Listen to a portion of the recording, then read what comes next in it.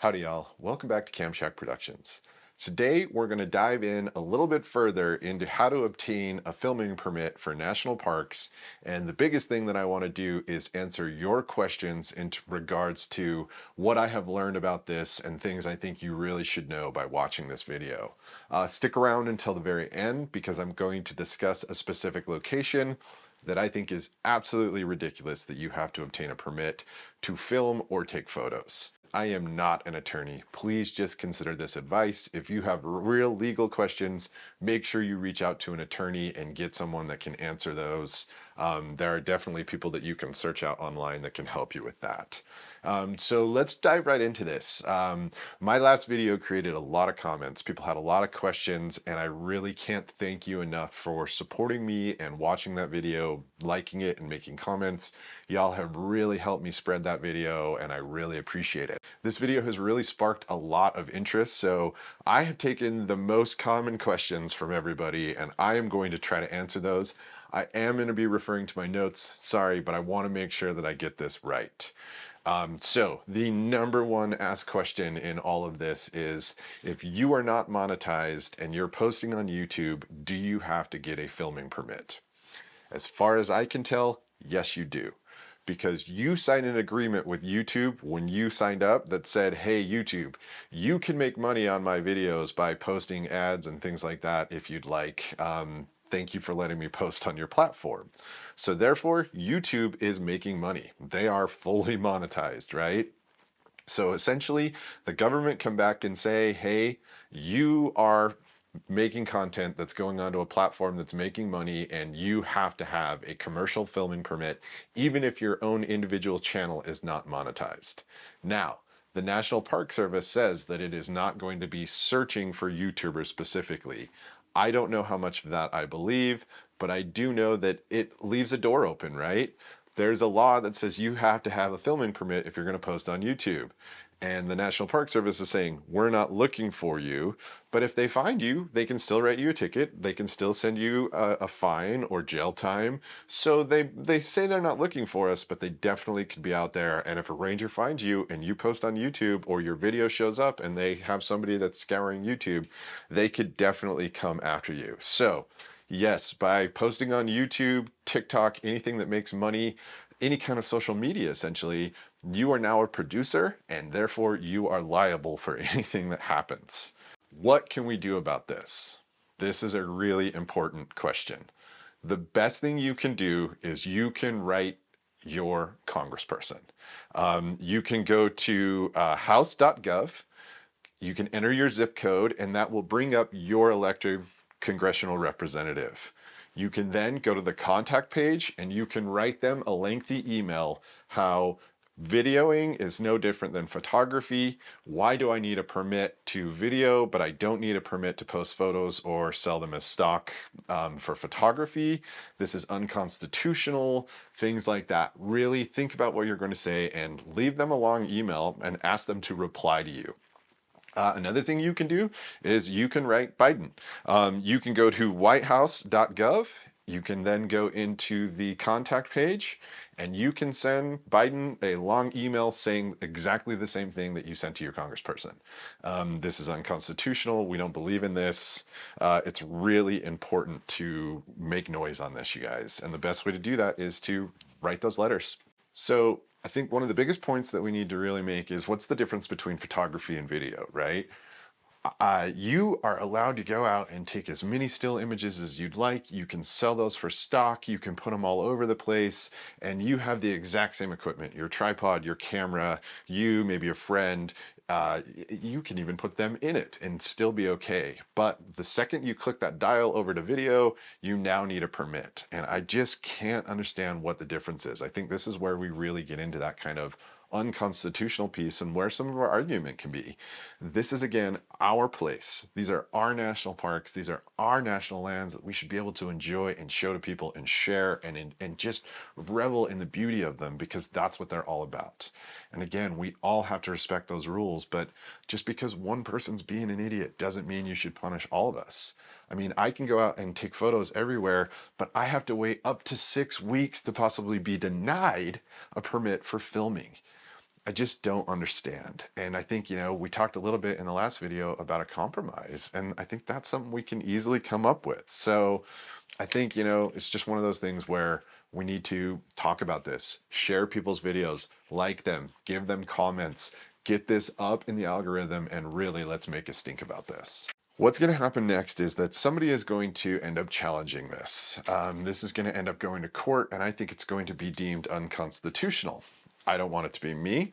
I don't want to go out there and film and get in big trouble and end up having a giant lawsuit where you have to pay attorneys and things like that to keep yourself out of trouble. So I'm going to wait for some really awesome trustafari to go out, do this, and then hopefully we'll take the federal government to task and sue them over this and really make sure that people understand that it is unconstitutional. So in the meantime, if I'm visiting a national park, I'm going to be using still photography, and I will end up doing a voiceover or something like that in there to just clear it up and make sure that I don't get in any trouble. We can still take those still images, so let's use that. I think one of the problems with this whole thing is that this gives individuals too much leeway to deny permits on our public lands, places that we all should be able to visit, videotape, share, explore, love, enjoy. And if you're someone that wants to post this and you go through this process, it really only allows one person, maybe two people, to decide if you're going to get that permit or not. And I, again, think that's another piece of why this is not really constitutional. You're talking about individuals making decisions on whether you have the right to do something on lands that we pay for. So I think that these are all really great points and kind of answering some of those questions as to what do we do and how do we handle this stuff. And we have to fight that fact that one individual can say, you're denied on this permit. And again, it's going to take 6 weeks for me to even look at it and potentially not even approve it. And I'm going to keep your application fee. Why don't we just come up with that compromise? I think one of the best things that I've heard so far is, can we purchase a filming permit for up to 1 to 3 people, small gear, no equipment, not a commercial filming permit like we think of when we think of a commercial film, right? I'm talking about those of us that are YouTubers and vloggers and social media buffs that want to get our information out there, want to share. Sell us a pass. When I come in and buy my yearly National Parks Pass, sell me a media pass, a small business or individual media pass. You can set up your stipulations on it, make it yearly, make it $200, $250. That way you're getting a little bit of money. I don't have to go through this process. We can find a fair way to do this, and it just covers the entire year. And as long as I'm in the parameters of 1 to however many people, no lights, whatever you set up with that, I don't have to go through this process, and I can just show that permit right next to my national parks permit. I think compromise right there is a really good thing. All right, one of the other things that I really think we have to kind of deal with on this is, I learned that this could potentially affect all federal lands. This isn't just a national parks ruling. This could potentially be all of our BLM land, all of our national forests, all of our national monuments. So I did a little looking into that as well, and trying to find permits in those locations makes the National Park Service look like it is absolutely incredible. There is no information, and that's where it's just, I again feel like it's that slippery slope where we could end up getting in a lot of trouble because 2 judges decided that they want to make some extra money on this. One judge definitely thinks it's unconstitutional, and I think this is going to become a bigger issue than just national parks. And again, I'm going to tell you about one place that I thought about this and it blew my mind. But before I do that, if you guys want another really great source on this, Jevin, Dove has a really great video. I'll put a link in this video right here. I'll also pin one down in the description. His video is awesome. He talks to an attorney in it. It's really worth watching if you're planning on going out. So let's get into that last little surprise that I have for everybody here.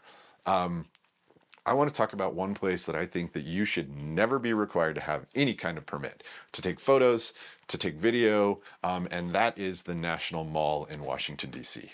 That's right, ladies and gentlemen. It is a national park. You have always pretty much had to have a commercial photography permit there. They don't want you going and making money on the national monuments. There's also some kind of back and forth on, are the pieces of art that are placed there by the artists copyrighted? And again, my opinion on that is no. If they donated that statue, if they were paid to create that work of art and it now goes onto our public lands. This is DC. This is the place where our government sits. And it is now our statue. It doesn't belong to the artists anymore. It doesn't belong to the federal government. It's ours. So you've always had to get a photography permit there, which just blows my mind. But now, due to this ruling, it's the same thing with video. You now have to apply for your permit. You have to have at least 6 weeks in advance. You can't be out there and see something and just put it out there. You could even say it's news, but if they come back at you and say, well, you posted 4 other videos about the National Mall, you're basically someone that reports on all of the different things here. We're coming after you. I mean, this is insane. Our seat of government, all around it, all of the beautiful things that we think about when we think about America and how our government works, are under these permits. It's protected by all of this stuff.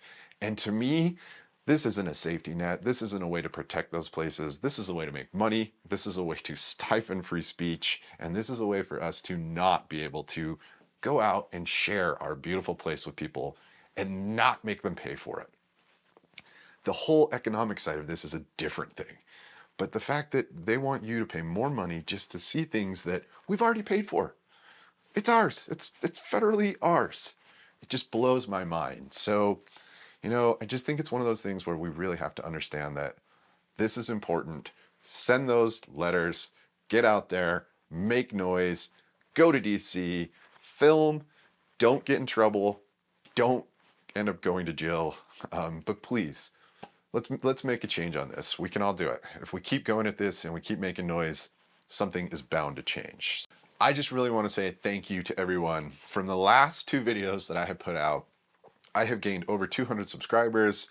I've had a ton of likes and a lot of comments, and I've really enjoyed reading your comments, trying to answer them, and kind of creating a community around this. So I just really want to say thank you to everyone that has dove in here, jumped in on this subject, weighed in whether they like it or don't like it.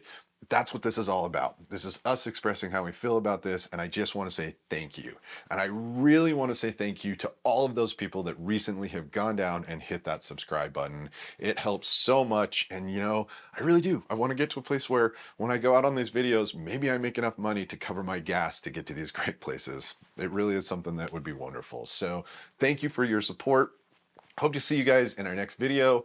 I am heading out close to a national park, but not into the national park except for one section, and those should be some really fun videos. If you haven't, please go down, hit that like button, share this. It will really help get the content out there. Leave me a comment, tell me what you think about this. I love the discussion that we had from the last video. And finally, please hit that subscribe button. I would really greatly appreciate it. All right, my friends, I'll see you in the next video. Be well, my friends.